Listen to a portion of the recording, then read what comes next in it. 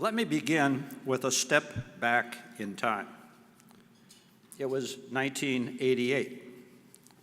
The MacPhail Center for the Arts, as it was known then, in downtown Minneapolis, was in its 20th year operating inside the University of Minnesota. It had been founded 80 years earlier as a for-profit music school by William MacPhail. But in 1968, as he approached retirement, no successor could be found, and he decided to give the school to the university, where it then remained for 20 years. As an extension division of the university, MacPhail had no independent board, no need to raise money. The university simply provided whatever operating funds were necessary to supplement the rather modest tuition paid by students, which in those days numbered, I think, around 1,500. Then in early 1988, the president of the university announced that MacPhail's world would be changing rather dramatically. He had concluded that owning and operating a community music school was not an appropriate activity for a major university. He said that in 3 years, which would have been 1991, MacPhail would be given back to the community. And of course, the $800,000 annual subsidy would disappear, and he was silent about who would then own the building where the school had been forever. That's when my phone rang, asking me to join an advisory group that would hopefully become the board of directors of the school on the day it returned to independence. I agreed and joined a loyal band of folks who believed in the importance of preserving this jewel in our community. My 3 children had all studied there for many years, and 2 were still enrolled at the time of the announcement. Over the next several years, we scrambled and scraped and begged and pleaded and convinced most of the faculty, nearly all of the faculty, to stay on the ship, and persuaded the university to give us the building and a small nest egg to help do some maintenance. And most importantly, agreeing to stall the date of independence to give us a little more time to get ready. By 1991, I was chairing the strategic planning effort for the soon-to-be independent MacPhail, and that was when I learned of an organization called the National Guild of Community Schools of the Arts. I also learned that the annual conference for that organization was going to be in San Francisco that summer, and I decided to go out and investigate. That trip was an aha experience for me. I was surprised and delighted to learn that there were actually other community music schools in the country, and that they seemed to be very good at what they were doing. And they were very willing to lend support and offer advice and help us in any way they could, and freely shared information about what they were doing and how they were doing it.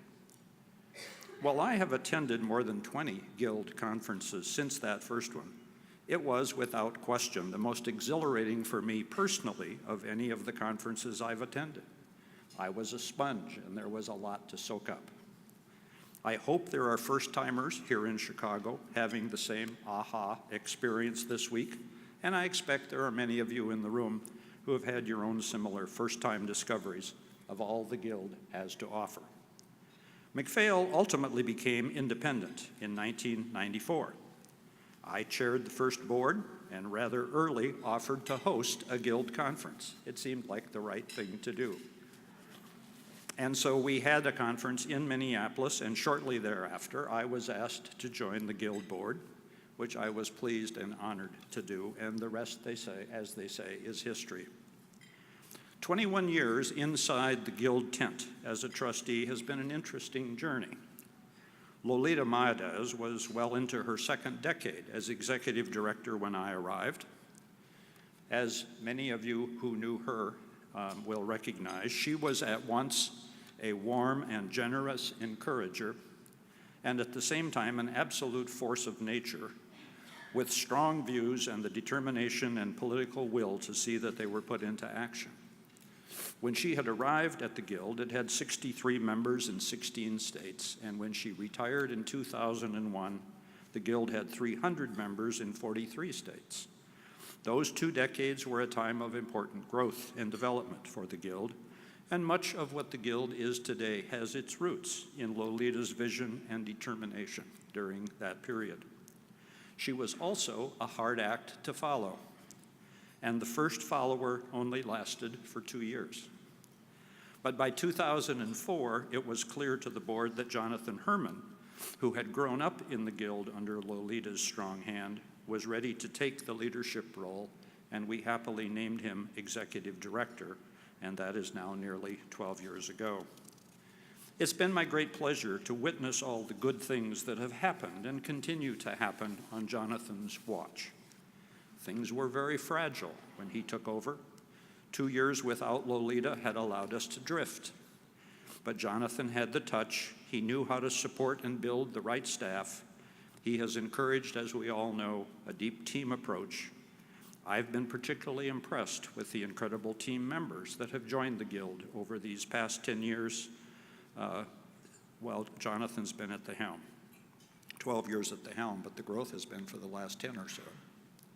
Because I've been involved in and with numerous other nonprofits over the past 25 years and seen a lot of them up close, I want to say here what I've frequently said to others privately. The National Guild delivers first-class product and service to the field more efficiently than any of the others I have witnessed. In spite of a small staff, at least until this year, and a very modest budget, the quality and quantity of the work has been and continues to be very impressive. I also want to shine my own light on the Guild's commitment to leadership training. In my view, there is no more important service a national membership organization can provide than high-quality leadership training. The Guild has an enviable record in that arena. The Amici program, Arts Management in Community Institutions, was launched in 1985, and in its day was considered to be the most comprehensive of its kind in the country. Any Amici alums in the room? A few.